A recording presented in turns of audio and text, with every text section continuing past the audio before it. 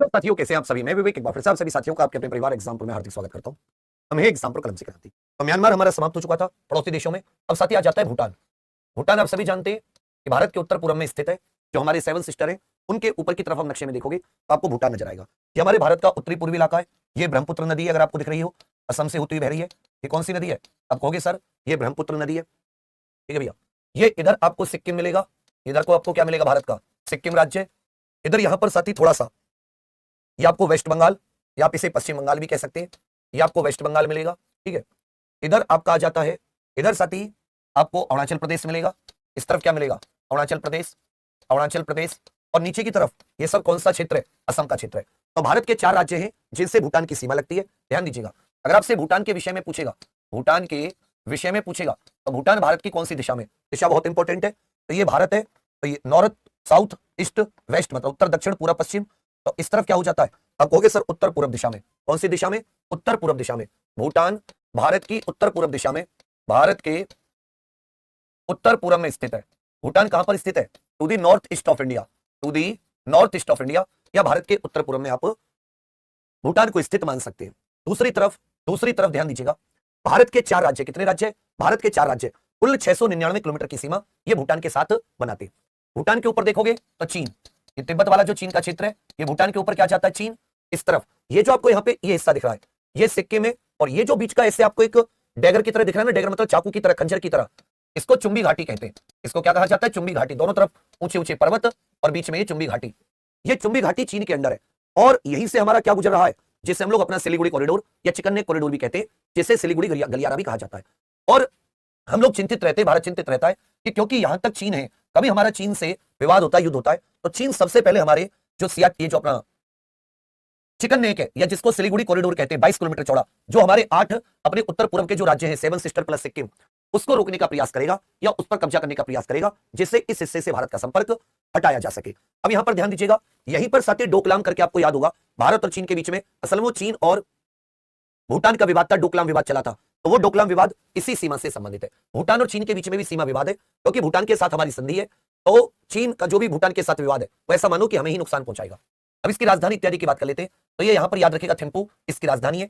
असल में भूटान जो है, आप यहां पर बहुत सारी नदियां देख रहे हैं, इनमें ज्यादातर नदियां आपको दिख रही होंगी कि आगे जाकर ब्रह्मपुत्र नदी में मिल रही है ना। तो यहां से नदियां निकलकर कहां जाके मिल रही है? ब्रह्मपुत्र नदी में। तो यहां पर ये बहुत सारे ऐसे स्थान है, असल में पर्वतों के बीच की, जैसे 2 पर्वत, उनके बीच का जो स्थान है, यहां पर बहुत सारी घाटियां हैं जो फेमस है, जैसे हा घाटी, जैसे पारो घाटी, ये बहुत इंपॉर्टेंट है, कई बार पूछा गया है। ये तिम्फू, ऊपर पुनाखा घाटी हो गई, यहां पर पुनाखा, इधर ये फोडरांग हो गया, इधर साथ ही आपका फोन त्रिशोलिंग करके एक शहर है। फोन त्रिशोलिंग आपको दिख रहा होगा कि भाई ये बिल्कुल बॉर्डर पर है फोन त्रिशोलिंग। तो इसको नेपाल का, इसको भूटान का गेटवे कहते हैं। इसको क्या कहते हैं? भूटान का गेटवे भी कहा जाता है, गेटवे ऑफ भूटान, भूटान का द्वार। फिर यहाँ पर बुमथांग वैली आ जाती है। ये क्या जाती है? बुमथांग वैली। तो ये अलग अलग यहाँ पर आपको दिख रहे होंगे, ये वैलियों में बटा हुआ है, अलग अलग घाटियों में बटा हुआ है। आगे आ जाते हैं भूटान। देखिए भूटान का जो एक्चुअल नाम है वो किंगडम ऑफ भूटान है। यहां पर संवैधानिक राजशाही है। यहां पर क्या है भैया? संवैधानिक राजशाही, मतलब संविधान जो है यहां का वो कहता है कि जो राज्य का प्रमुख होगा, जैसे हमारे यहां पर चुने हुए राष्ट्रपति होते हैं, क्योंकि हम लोग गणराज्य है, तो यहां पर कॉन्स्टिट्यूशनल मोनार्की है, जिसका अर्थ होता है राज्य का प्रमुख राजा, जबकि सरकार का प्रमुख चुना हुआ प्रधानमंत्री। लैंड लॉक्ड कंट्री है। लैंड लॉक्ड का अर्थ है कि चारों तरफ जमीन से घिरा हुआ। भूटान की कोई भी समुद्री सीमा नहीं है। अपने पड़ोसी देशों में अच्छे से याद रखेगा, जितने भी भारत के पड़ोसी देश है, पड़ोसी देश जिनसे हमारी सीमा लगी हुई है, जिनसे हमारी स्थलीय सीमा लगी हुई है, लैंड बाउंड्री लगी हुई है, तो पड़ोसी देश स्थलीय सीमा से जितने सटे हुए हैं, उनमें ये सबसे छोटा है, इनमें सबसे छोटा, स्मॉलेस्ट इन एरिया।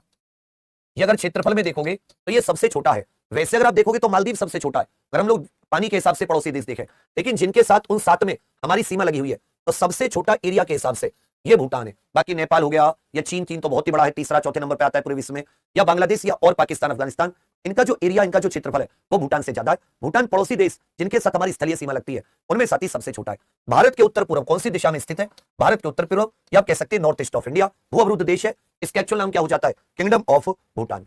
भूटान के बारे में आगे आ जाता है, इंडो भूटान स्थलीय सीमा, जो भारत और भूटान की लैंड बाउंड्री है, ये 699 किलोमीटर है। भारत भूटान की लैंड बाउंड्री या भारत भूटान की स्थलीय सीमा कितनी है? तो आप कहोगे 699 किलोमीटर। कितने राज्य? भारत के 4 राज्य। कितनों से लगी हुई है? भारत के 4 राज्यों से। पूछा है कि भारत भूटान सीमा की रक्षा कौन सी करती है? तो ये सशस्त्र सीमा बल करके एक फोर्स होती है, सशस्त्र सीमा बल। ये भारत नेपाल और भारत भूटान, जिसको शॉर्ट में एसएसबी कह देते हैं, ये पैरामिलिट्री फोर्स 1963 में बनी। ये भारत भूटान और भारत नेपाल सीमा की दोनों की रक्षा करती है। भारत भूटान सीमा और भारत नेपाल सीमा, भारत भूटान और भारत नेपाल, इन दोनों सीमाओं की रक्षा कौन सी संस्था करती है? तो कहोगे सर सशस्त्र सीमा बल। भाई जैसे बीएसएफ का काम है भारत बांग्लादेश, भारत पाकिस्तान अंतरराष्ट्रीय सीमा की रक्षा, इसी प्रकार आईटीबीपी भारत चीन सीमा की रक्षा, असम राइफल भारत म्यांमार सीमा की रक्षा, इसी प्रकार अच्छे से याद रखेगा भारत भूटान भारत नेपाल दोनों सीमाओं की रक्षा एसएसबी करती है। भारत के 4 राज्य, भारत के 4 राज्य ये भूटान के साथ सीमा बनाते हैं, या आप ये कह सकते हो भूटान के साथ भारत के 4 राज्यों की सीमा लगती है। कौन कौन से 4 राज्य हैं? अच्छे से याद रखेगा। एक हो जाता है पश्चिम बंगाल, एक हो जाता है वेस्ट बंगाल, दूसरा आ जाता है असम, तीसरा आ जाता है अरुणाचल प्रदेश, तीसरा राज्य आ जाता है अरुणाचल प्रदेश। अरुणाचल प्रदेश की भी जो पूर्वी सीमा है वो भूटान के साथ लगती है। अरुणाचल प्रदेश नॉर्मल तौर पर देखोगे तो भूटान के तीनों तरफ अपना भारत है। चुंबी वैली को थोड़ा सा हटा दे तो एक तरफ सिक्किम आ जाता है, एक तरफ पश्चिम बंगाल असम, एक तरफ अरुणाचल प्रदेश, उत्तर में केवल चीन है और चौथा आ जाता है भैया सिक्किम। चौथा राज्य क्या जाता है? सिक्किम। इसलिए इसका शॉर्ट में ट्रिक बन जाती है PAAS, पास। भूटान हमारे दिल के पास। तो पास कैसे रखोगे? पश्चिम बंगाल, अरुणाचल प्रदेश, असम और सिक्किम। तो भूटान के साथ भारत के कितने राज्य सीमा रेखा बनाते हैं? स्थलीय सीमा रेखा 4 राज्य, पश्चिम बंगाल, असम, अरुणाचल प्रदेश, सिक्किम, मतलब पास। कितने किलोमीटर की? 699 किलोमीटर। कितने किलोमीटर की? 699 किलोमीटर। कौन सी एजेंसी या कौन सी संस्था भारत भूटान सीमा की रक्षा करती है? कहोगे सशस्त्र सीमा बल। आगे आ जाता है भूटान के बारे में। भूटान को लैंड ऑफ द थंडरबोल्ट या land of the thunder dragon भी कहते हैं। अच्छे से याद रखेगा, ये इसका निकनेम है या इसका उपनाम है। इसे क्या कहते हैं? राज्यों के निकनेम पूछ लेता है, देशों के निकनेम। तो ध्यान दीजिएगा, जो भूटान है इसे land of thunder dragon, land of thunder dragon या थंडर बोल्ट की भूमि भी कहते हैं। यहां पर बादल गरजते रहते हैं, बिजली गरजती रहती है, तो लैंड ऑफ थंडर ड्रैगन या लैंड ऑफ थंडर बोल्ट भी कहा जाता है। तो आपसे पूछेगा कि भारत का ऐसा आपसे पूछेगा इस समय कि भारत के ऐसा कौन सा पड़ोसी देश है जिसे लैंड ऑफ थंडरबोल्ट या लैंड ऑफ थंडर ड्रैगन कहा जाता है? तो आपका उत्तर क्या जाएगा? भूटान। यहां पे लोकतंत्र है, मतलब जो प्रधानमंत्री भी चुने हुए हैं, और यहां पे संवैधानिक राजशाही है, मतलब जो राज्य का प्रमुख है राजा, राज्य का प्रमुख। एक और क्वेश्चन आपसे पूछेगा कि भारत का कौन सा ऐसा एक पड़ोसी देश है जहां पर संवैधानिक राजशाही है? बाकी आप कोई भी देश ले लो इन 7 में से, मेरे बचपन का सपना MBA में से कोई सा देश ले लो भाई। बांग्लादेश, वहां भी 7 गणराज्य है। चीन में भी एक प्रकार से गणराज्य है। पाकिस्तान में भी, नेपाल में भी, म्यांमार में भी, अफगानिस्तान में भी। केवल भूटान ऐसा है, क्योंकि इन बाकी में जो राज्य का प्रमुख है, जो हेड ऑफ स्टेट है, जो राष्ट्रपति का पद होता है, वो चुने हुए होते हैं, इलेक्टेड सब में। लेकिन भूटान में जो राज्य का प्रमुख है वो राजा है। कौन है भैया? राजा। इस चीज पर ध्यान दीजिएगा। और अपने जितने भी स्थलीय सीमा वाले पड़ोसी देश हैं उनमें सबसे छोटा क्षेत्रफल भी है। यहां पर सकल घरेलू उत्पाद का कॉन्सेप्ट नहीं चलता। विश्व का इकलौता ऐसा देश है जो ग्रॉस नेशनल हैप्पीनेस को मान्यता देता है। किसको मान्यता देता है? ग्रॉस नेशनल हैप्पीनेस को मान्यता देता है। ग्रॉस नेशनल हैप्पीनेस को मान्यता, या सकल राष्ट्रीय खुशहाली, सकल राष्ट्रीय खुशहाली, कि यहां पर लोग खुश कितने हैं। और ये साथ ही नेगेटिव कार्बन कंट्री है, मतलब यहां पर जितना कार्बन उत्सर्जन किया जाता है उससे ज्यादा कार्बन का अवशोषण किया जाता है। जैसे हम लोग पॉजिटिव कार्बन है, क्योंकि हम लोग कार्बन डाइऑक्साइड आदि का बहुत ज्यादा उत्सर्जन करते हैं, कुछ जीरो कार्बन होते हैं। ये नेगेटिव कार्बन कंट्री है, यहाँ पे मतलब प्रदूषण बहुत कम है, आप ऐसा कह सकते हैं। लोकतांत्रिक संवैधानिक राजशाही इकलौता पड़ोसी देश है। यहाँ का जो राजकीय धर्म है वो वज्रयान है। जैसे जो बुद्ध धर्म है इसकी मुख्य 2 शाखाएं, महायान और हीनयान, एक और तीसरा है वज्रयान। भारत का सबसे छोटा पड़ोसी देश क्षेत्रफल में भूटान, स्थलीय सीमा हिसाब से नहीं कह रहा मैं, स्थलीय सीमा से लगा। इसका अर्थ है जो भारत की स्थल, क्योंकि वैसे तो 106 किलोमीटर, सबसे कम स्थलीय सीमा हमारी अफगानिस्तान के साथ है, लेकिन मैं ये बताने की कोशिश कर रहा हूं कि क्षेत्रफल में जो हमारी स्थलीय सीमा से लगे देश है उनमें क्षेत्रफल में भूटान सबसे छोटा है। तो ये 7, 8, 10 वर्ड उतारने में आपको इतना समय नहीं लगना चाहिए। सकल राष्ट्रीय खुशहाली का आकलन किया जाता है, नेगेटिव कार्बन कंट्री है, उपनाम land of thunder dragon, land of Thunderbolt, लोकतांत्रिक संवैधानिक राजशाही है, धर्म वज्रयान, और भारत का सबसे छोटा पड़ोसी देश क्षेत्रफल में उनमें जिनसे हमारी स्थलीय सीमा लगी है। उसके बाद में आ जाता है भूटान। भूटान भी पहले छोटे छोटे कई राज्यों में बटा हुआ था। 1616 से लेकर 1634 तक इसका यूनिफिकेशन किया गया। जैसे नेपाल का यूनिफिकेशन हुआ था ना किंग पृथ्वी नारायण शाह के द्वारा, तो नगावांग नमग्याल करके 1616 से 1634, गवांग नमग्याल करके, नामग्याल करके एक व्यक्ति हुए जिन्होंने नेपाल का एकीकरण किया 1616 से 1634। फिर आ जाता है सती द्वार वार। इसको बहुत अच्छे से याद रखिएगा, ये युद्ध हुए द्वार युद्ध जिनको कह देते, या एंग्लो भूटान। अंग्रेजों का भूटान के साथ, नेपाल के साथ, म्यांमार के साथ, अपने पड़ोसी देशों में ऐसा एक दो ही देश है जिनके साथ इन्होंने युद्ध नहीं किया हो। और मैंने आपको बताया कि सुगोली की संधि से हमें वर्तमान उत्तराखंड और सिक्किम प्राप्त हुए। मान लो अंग्रेज नेपाल वाले लोगों के साथ युद्ध नहीं करते, आंग्ल नेपाल युद्ध 1814 से 1816 तक नहीं हुआ होगा, नहीं हुआ होता, वरना सुगोली की संधि होती तो क्या होता? क्या आज का उत्तराखंड और सिक्किम हमारे पास होते? नहीं होते, क्योंकि उस युद्ध में जीतकर जो सुगोली की संधि हुई, सुगोली की ट्रीटी के द्वारा ये उत्तराखंड और सिक्किम वाला जो हिस्सा है ये नेपाल से भारत ने ले लिया। फिर हमारी ईस्ट इंडिया कंपनी से भारत के पास आ गया, ब्रिटिश से। इसी प्रकार भूटान से भी युद्ध हुआ, जो आज पश्चिम बंगाल और सिक्किम में, एक बार बीच में सिक्किम पर, अरुणाचल प्रदेश के काफी हिस्सों पर भूटान ने कब्जा कर लिया था। और जो इवन जो पश्चिम बंगाल का कूच बिहार क्षेत्र है, कूच बिहार असम का जो क्षेत्र है, जो तराई इलाके होते हैं, आप ऐसा कह सकते हैं, जहां पे घास के मैदान पाए जाते हैं, पहाड़ों के, हिमालय की पर्वतीय की तलहटी में, उन सब पर, असम में, पश्चिम बंगाल में, तो यहां पर युद्ध हुआ, जिसको भैया एंग्लो भूटान युद्ध कहते हैं। 1864 से 1865 या 1857 की क्रांति के बाद की बात है। इस युद्ध को अंग्रेजों ने जीता और यहां पर एक संधि हुई, जिसको सिंचुला की संधि कहते हैं। इसकी संधि कहते हैं सिंचुला की संधि। तो याद रखिएगा, सिंचुला की जो संधि है या सिंचुला का जो समझौता है, वो अंग्रेजों और भूटान के बीच में हुआ 11 नवंबर 1865 को। और इसके द्वारा जो कूच बिहार, द्वार आदि का क्षेत्र था, ये किसके पास आ गया? अंग्रेजों के पास आ गया। और भूटान की आज की जो वर्तमान सीमा है, वो सीमा तय कर दी गई। इसके बाद में इस संधि को हटाकर एक नई संधि हुई, जिसको पुनाखा की संधि कहते हैं, 1910 में। आपसे पूछेगा कि पुनाखा की संधि और सिंचुला की संधि ये अंग्रेजों और भारत के किस पड़ोसी देश के बीच में हुई? क्योंकि उस समय भारत पे तो ईस्ट इंडिया कंपनी, अंग्रेजों का शासन था। ईस्ट इंडिया कंपनी के बाद में ब्रिटिश का शासन। तो इस समय तक ब्रिटिश महारानी का शासन था, हम लोग महारानी के प्रजा थे। तो 1864 से 1865 एक ही युद्ध हुआ, एंग्लो भूटान वार, जिसको द्वार वार कहते हैं। एक ही नेपाल के साथ, एक ही भूटान के साथ, लेकिन म्यांमार के साथ एक से ज्यादा। तो 1864 से 1865 ये संधि याद रखिएगा। मैं एक एक संधि आपको लिखवाता गया हूं। जैसे मैंने सुगोली की संधि नेपाल के साथ, म्यांमार में भी हमने कोई एक संधि किसी शहर के नाम पर पढ़ी है, मुझे एग्जैक्ट याद नहीं आ रहा। और सिंचुला और पुनाखा की संधि ये भूटान के साथ। तो इस प्रकार से आप कहोगे कि भूटान की सीमा निश्चित हुई और जो भारत वाला हिस्सा भूटान ने कब्जा लिया था, वो वापस से ब्रिटिश के अधीन आ गया। फिर साथ ही 17 दिसंबर 1907 को यहां पर एक नए वंश की शुरुआत होती है, जिसका नाम है वांगचुक वंश। तो वांगचुक वंश के राजाओं ने यहां पर 1907 से शासन करना शुरू किया है। भारत और भूटान के बीच में भी समझौता हुआ है और हमारे भारत की स्वतंत्रता को मान्यता देने वाला, स्वतंत्र देश के रूप में मान्यता देने वाला भूटान शुरुआत के देशों में से एक था। याद रखिएगा, एक क्वेश्चन आता है कि जब बांग्लादेश स्वतंत्र हुआ, 26 मार्च 1971 को बांग्लादेश की स्वतंत्रता की घोषणा की गई, तो उसकी स्वतंत्रता को सबसे पहले मान्यता देने वाला देश भूटान था। हम लोग भूटान के बाद में बांग्लादेश की स्वतंत्रता को मान्यता दिए, पहला देश भूटान था। भूटान का वर्तमान संविधान 18 जुलाई 2008। तो 2008 से आप बड़े परेशान हो, तो आप ऐसे याद कर सकते हो कि 2008 में, मतलब याद करने के लिए जब आएगा, क्योंकि आपको नेपाल का गणराज्य, भूटान गणराज्य कब बना, तो क्योंकि यहीं से गणराज्य तो नहीं बना, लेकिन 18 जुलाई 2008 से यहां पर संवैधानिक राजशाही, यहां पर क्या शुरू हुई है? संवैधानिक राजशाही। प्रधानमंत्री का पद तो यहां पे 1953 से ही है, लेकिन संवैधानिक राजशाही को जो मान्यता है वो 18 जुलाई 2008 को दी गई। तो आप यहां पर इस प्रकार से इसके लिए इंपॉर्टेंट है, क्योंकि आपका जो वर्तमान संविधान म्यांमार का आप देखोगे वो भी 2008 का है। इसी प्रकार नेपाल का भी 2008 से संबंध है, वो गणराज्य बना, और भूटान का भी 2008 से संबंध है। याद आई ये चीज, ये हमने पढ़ी है। वो जो डेट है, उस डेट को आप लोग जरूर याद रखिएगा।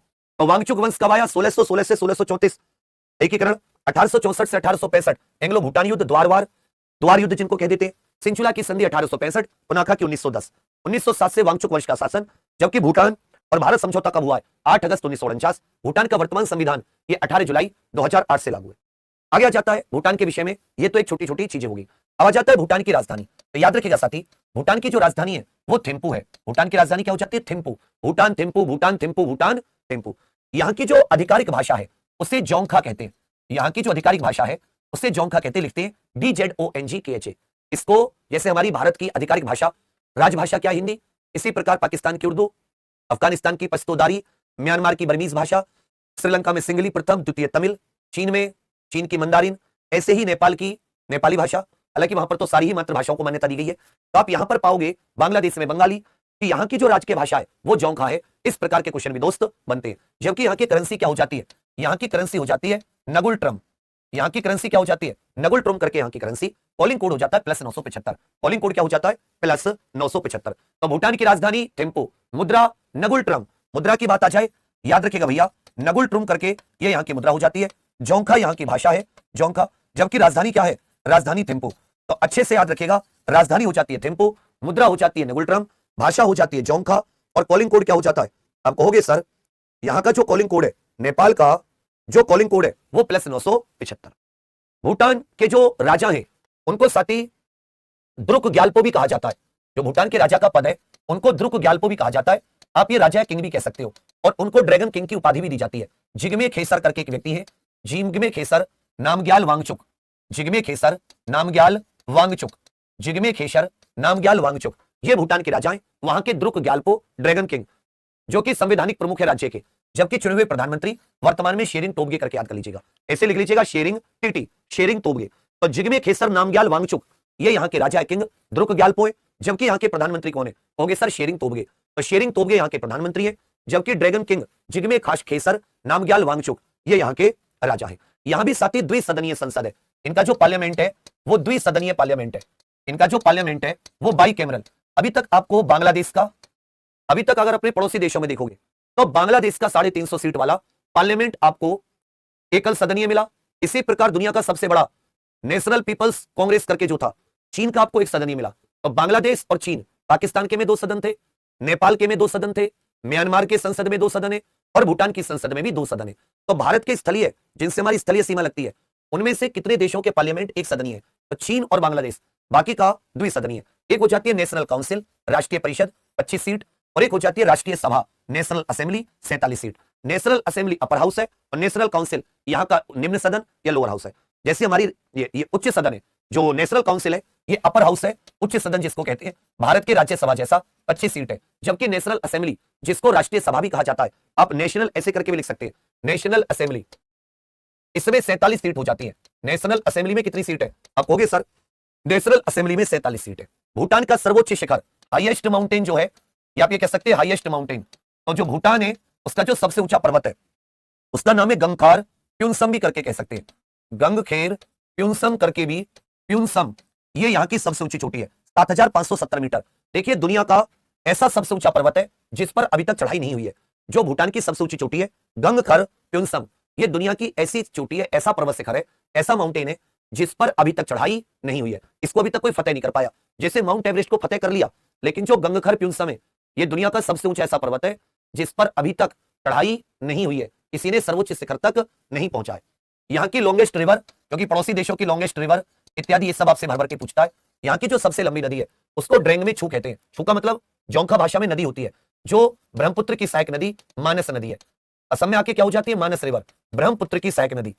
मानस नेशनल पार्क असम से बहती है, ब्रह्मपुत्र नदी की ये सहायक रिवर है। अच्छे से याद रखिएगा, ये ब्रह्मपुत्र नदी की सहायक, यहां पर इसको ड्रेंग में छू कह देते हैं। भारत में आके इसका नाम मानस हो जाता है। ये किसकी सबसे, ये ब्रह्मपुत्र नदी की सहायक नदी है, जो भूटान की सबसे लंबी, वैसे तो इसकी लंबाई ज्यादा है लेकिन भूटान में 272 किलोमीटर। तो गंगखर प्युनसम ये भूटान का सबसे ऊंचा शिखर जिस पर अभी तक चढ़ाई नहीं हुई है। ये भूटान का भी सबसे ऊंचा है और विश्व का ऐसा सबसे ऊंचा जिस पर अभी तक चढ़ाई नहीं हुई है। सबसे लंबी नदी ये ड्रेंग में छू जाती है, जिसको भारत में मानस नदी कहते हैं। झीलों की बात करें तो अगर ग्लेशियर झील में सबसे बड़ी पूछे, ग्लेशियर झील में यहां पर सबसे बड़ी पूछे, लार्जेस्ट या सबसे बड़ी, लार्जेस्ट या सबसे बड़ी, ये जो हिमनद झील है उसमें लार्जेस्ट या सबसे बड़ी बताइए। अच्छे से याद रखिएगा, ग्लेशियर में जो सबसे बड़ी है वो थोर थोर्मी है। कौन सी है? थोर थोर्मी। जो ग्लेशियर में सबसे बड़ी है वो थोर थोर्मी करके है। जबकि नॉन ग्लेशियर हिमनद के अलावा ये कब्जी होका करके सबसे बड़ी यहां पर झील है। यदि भूटान की झीलों की बात करेंगे तो ग्लेशियर झील की बात करोगे तो सबसे बड़ी थोर थोर्मी हो जाती है, और नॉन ग्लेशियर की बात करोगे तो याद रखेगा कब्जी होका। नॉन ग्लेशियर की बात करोगे तो कैसे याद करोगे? कब्जी होका। जो कब्जी होका है भैया ये नॉन ग्लेशियर लेक है, या आप ये कह सकते हैं ग्लेशियर के अतिरिक्त भूटान की सबसे, तो भूटान कब्जी होका और ग्लेशियर झील में सबसे बड़ी थोर थोर्मी। फिर आ जाता है भूटान की घाटियां। तो भूटान की घाटियां में कुछ फेमस घाटियां हैं, यहां पर ध्यान दीजिएगा। इनमें से आपसे पूछ लेगा कौन सी भूटान की घाटी है, कौन सी नहीं है। जैसे बंडलिंग घाटी, वैसे भूटान बुमथांग घाटी, ये इंपॉर्टेंट है। हा घाटी, ये भी साथ ही इंपॉर्टेंट वैली है। हा पश्चिम में पड़ेगी, फिर पारो घाटी आएगी। ये जो पारो घाटी है ये यहीं पर यहाँ का अंतरराष्ट्रीय हवाई अड्डा भी है, ये सबसे फेमस घाटी है, पर्यटन स्थल भी है, बहुत ही सुंदर। यहीं पर साथ ही एक तख्त शांग या टाइगर नेस्ट मठ पाया जाता है। एक बौद्ध मठ है जिसको टाइगर नेस्ट भी कहते हैं, बाघ का घोंसला, या इसको तख्त शांग मोनेस्ट्री या तख्त शांग बौद्ध मठ भी कह सकते हैं। ये जो तख्त शांग बौद्ध मठ या टाइगर नेस्ट है वो कौन सी घाटी में मिलता है? ये पारो घाटी में मिलेगा। उसके बाद में आ जाता है भैया यहाँ पर टांग घाटी, ट्रोंगसा घाटी, पूरा घाटी। तो ये यहाँ की भूटान की कुछ फेमस घाटियां हैं। ये क्या हो जाती है भैया? आप कहोगे सर भूटान की कुछ फेमस घाटियां हो जाती हैं। ये क्या हो जाती है? भूटान की कुछ फेमस घाटियां। बुंडलिंग घाटी, बंडलिंग घाटी भी कह देते हैं, बुमथांग घाटी, हा घाटी, पारो घाटी, टांग घाटी, उरा घाटी, ट्रोंगसा घाटी। इसमें कुछ ऐसा याद करने में वो नहीं है। पारो घाटी किस पड़ोसी देश में स्थित है? तो आप कहोगे सर पारो घाटी ये भूटान में स्थित है। फिर आ जाता है भूटान के पर्वत, क्योंकि भूटान भी हिमालय में बसा हुआ है। भूटान भी कहां पर बसा हुआ है? हिमालय में। तो याद रखिएगा यहां पर हिमालय की ही कुछ श्रृंखलाएं, जैसे भारत में पीर पंजाल, जांस्कर ये सब पाई जाती है ना, तो वहां भी नेपाल में जो मध्य हिमालय है उसकी महाभारत श्रृंखला पाई जाती है। ऐसे पर्वत होते हैं जिनको ब्लैक माउंटेन कहा जाता है। अब पूछेगा ब्लैक माउंटेन ये मध्य हिमालय की एक श्रृंखला है, ये कहां पर पाई जाती है? भूटान में। बी से भूटान, बी से ब्लैक याद कर लेना। डोंगा रेंज, डोंगा पर्वत श्रृंखला, और तवांग रेंज, तवांग रेंज ये भूटान से अरुणाचल प्रदेश तक फैली हुई है। अच्छे से याद रखिएगा, ब्लैक माउंटेन, डोंगा range, Tawang range, black mountain, डोंगा रेंज, तवांग रेंज, ये सारे के सारे कहां पर स्थित है? भूटान में। भूटान के कुछ त्योहार देख लेते हैं। एक भूटान में सेचू त्योहार मनाया जाता है, TSHECHU, इसको क्या बोल देते हैं? शेचू त्योहार, TSHECHU। तो ये भूटान के जितने भी महत्वपूर्ण शहर हैं, चाहे वो बुमथांग हो, चाहे वो थिम्पू हो, पुनाखा हो, हर एक शहर में अपना सेचू त्योहार अलग होता है। इसलिए आप देखोगे पारो घाटी में मनाया जाने वाला पारो सेचू, पारो घाटी में जो त्योहार मनाया जाता है उसे पारो सेचू, राजधानी में थिम्पू सेचू, पुनाखा, द्रबचेन। आपको याद हो जाएगा कि पुनाखा ये तो भाई भूटान का शहर है, पोखरा नेपाल का है, जाम्बे, लाखांग, द्रुप, और द्रुप त्योहार भी कहां पर होता है? ये भूटान में। जबकि ब्लैक नेक क्रेन फेस्टिवल, काली गर्दन वाली हंस का उत्सव, काली गर्दन वाली हंस का उत्सव, ये सब भूटान के कुछ फेमस त्योहार है। थिम्पू सेचू, पारो सेचू, पुनाखा द्रबचेन, जम्बे लखांग द्रुप, जम्बे लखांग द्रुप, और black necked crane festival, black necked crane, काली गर्दन वाली हंस का फेस्टिवल या बत्तख का फेस्टिवल। तो festival of Bhutan, Thimphu Tshechu, Paro Tshechu, Punakha Drubchen, Drup festival, Jambay Drup भी कह सकते हो, ब्लैक नेकेड, आप इसे साथी ब्लैक नेक्ड क्रेन फेस्टिवल भी कहा जा सकता है, ब्लैक नेक्ड क्रेन फेस्टिवल। इसके अलावा matsutake mushroom festival, matsutake mushroom उत्सव, यूरा याक्षो, यूरा घाटी भी होती है, गोम्फू कोरा, सकटेंग, ये पूछा जा चुका है, सकटेंग और जाकार, सकटेंग और जाकार, ये सब भूटान के उत्सव होते हैं। जैसे भारत में दीपावली, ईद, लोहड़ी, क्रिसमस, इस तरह के त्योहार होते हैं। तो जाकार फेस्टिवल, सकटेंग फेस्टिवल, गोम्फू कोरा, पूरा याक्चो, मात्सुताके मशरूम, ये सब जोंका भाषा के नाम है जिनको हमने अंग्रेजी में लिखा है, इसलिए आपको थोड़े से अटपटे लग रहे होंगे, जोंका भाषा के नाम है। तो याद रखिएगा मात्सुताके, मात्सुताके, यूरा याक्शुई, गोम्फा कोरा, गोम्फा कोरा, गोम्फू कोरा, सकतेंग, सकतेंग और जाकर, सकतेंग और जाकर, ये सारे के सारे कहां के बौद्ध मठ है? आप कहोगे सर ये सारे के सारे भूटान के उत्सव है, बौद्ध मठ उत्सव। फिर आ जाता है भूटान की राष्ट्रीय पोशाक। भूटान में जितनी भी देखो आदतें हो गई, एक राष्ट्रीय स्तर पर इनका एक कोड बना हुआ है, एक कानून है, उस कानून के अनुसार ही आपको अपने जीवन में चलना है। तो यहां पर पुरुषों की जो राष्ट्रीय पोशाक होती है उसको घो कहते हैं, और महिलाओं की राष्ट्रीय पोशाक को कीरा कहते हैं। महिलाओं की राष्ट्रीय पोशाक को क्या कहते हैं? कीरा, और पुरुषों की राष्ट्रीय पोशाक को क्या कहते हैं? घो। अच्छे से याद रखिएगा छोटे, घो और कीरा, घो और कीरा, घो पुरुषों की है और कीरा किसकी राष्ट्रीय पोशाक है? ये महिलाओं की है। भूटान के कुछ डांस आ जाते हैं, जैसे झे नृत्य, झे नृत्य, जोइनपा लेक्सो नृत्य, दोयाब डांस, रामनियन डांस, ताशी ताशी पूछा जाता है, ताशी ताशी पूछा जाता है, लयाब डांस, ये नोमेडिक खानाबदोश लोगों का डांस है, और आर्चरी, याद रखिएगा जो तीरंदाजी है जिसको आर्चरी कहते हैं, आर्चरी कह लो या बच्चा आप तीरंदाजी कह लो, आर्चरी अथवा तीरंदाजी ये यहाँ का राष्ट्रीय खेल है, ये यहाँ का क्या राष्ट्रीय खेल है?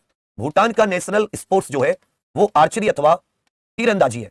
इसी प्रकार एक स्टाइल लगा के का कॉपी के सबसे ऊपर लिख लेना, म्यांमार का जो राष्ट्रीय खेल है, म्यांमार का जो राष्ट्रीय खेल है उसको केनबोल भी कह देते हैं, उसको चिल्लोन भी कह देते हैं, चिल्लोल कह दो या इसको केन बॉल कह देते हैं, इसको केन बॉल कह देते हैं। ये म्यांमार का राष्ट्रीय खेल है, चिल्लोन या केन बॉल, ये म्यांमार का राष्ट्रीय खेल है। इसे आप अपनी कॉपी के सबसे ऊपर लिख के इस प्रकार से एक रेक्टेंगल में या गोले में भर देना। तो म्यांमार का राष्ट्रीय खेल चिल्लोन, जबकि भूटान का राष्ट्रीय खेल क्या हो जाता है? अच्छे से याद रखेगा, भूटान का राष्ट्रीय खेल तीरंदाजी है। तो झे नृत्य जोनपा, झे जोनपा, झे जोनपा, ताशी ताशी, ताशी ताशी, दोयाब लयाब, दोयाब लयाब, मिलते जुलते ना, कैसे याद करोगे? झे जोइनपा लेग्सो, झे जोइनपा, ताशी ताशी, दोयाब लयाब, तीरंदाजी तो तुरंत याद हो जाएगा। तो केवल ड्राम नियन, ड्राम नियन करके जो नृत्य है ये एक और साथी यहाँ का इंपॉर्टेंट फेमस डांस है। झे नृत्य, जोइनपा लेग्सो, दोयाब, ड्राम नियन, ताशी ताशी, लयाब और तीरंदाजी, लयाब और तीरंदाजी। भूटान किसी के अधीन नहीं रहा है। जो अंग्रेजों की पुनाखा की संधि थी और जो आपके साथी 1865 की सिंचुला की संधि थी, उनके द्वारा भूटान की स्वतंत्रता को मान्यता दी गई थी। उसके द्वारा भूटान की स्वतंत्रता को क्या दी गई थी? आप कहोगे सर मान्यता दी गई थी। क्या ना दी गई थी? आप कहोगे सर मान्यता। इसी प्रकार एक और चीज याद रखेगा कि यहां के राष्ट्रीय ध्वज के बारे में पूछ लेता है, यहां के राष्ट्रीय ध्वज के बारे में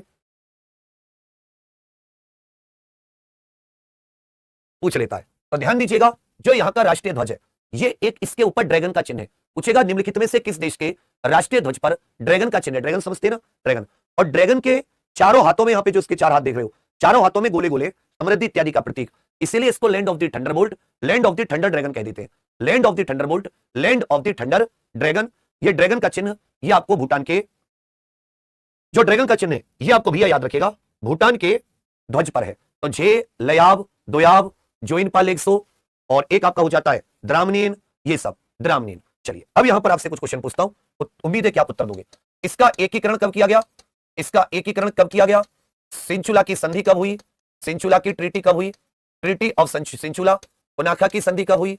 पुनाखा वर्तमान संविधान, जिससे संवैधानिक राजशाही, वर्तमान संविधान, यहां की संसद में कितने सदन है, यहां की संसद में ये कितने सदन है, यहां की संसद में कितने सदन है, यहां के ध्रुव ग्यालपो किंग का नाम बताइए, यहां के प्रधानमंत्री, मुद्रा, कॉलिंग कोड, सीसी मतलब कॉलिंग कोड, 10 में आ जाता है मेरे भाई।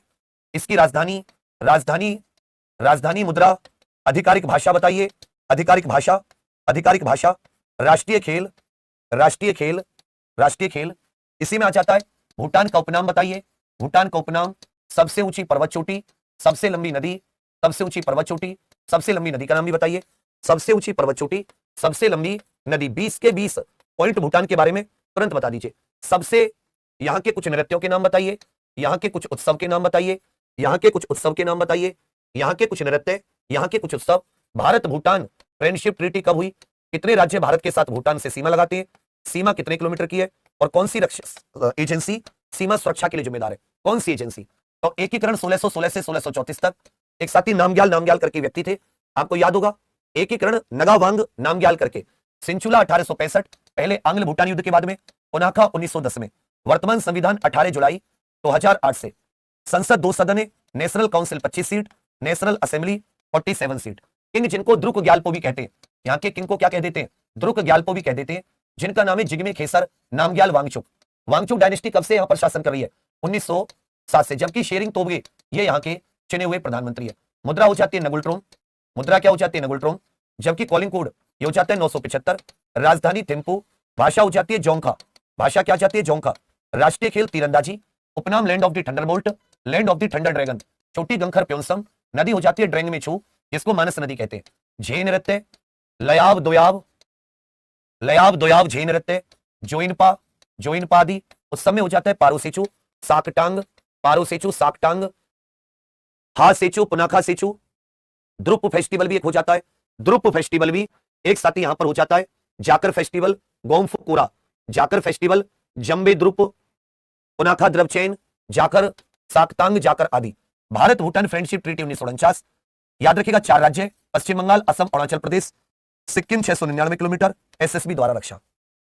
अब इसमें कोई क्वेश्चन ऐसा नहीं है, एक क्वेश्चन फिर चलते चलते कि कौन सा पड़ोसी देश है, कौन सा भारत कैसा पड़ोसी देश है जो सकल घरेलू खुशहाली, सकल राष्ट्रीय खुशहाली पर काम करता है, ग्रॉस नेशनल हैप्पीनेस पर इसका आकलन किया जाता है। नेगेटिव कार्बन कंट्री है, नेगेटिव कार्बन कंट्री। तो साथी अभी हमारा पड़ोसी में अफगानिस्तान, उसके बाद में मालदीव, श्रीलंका,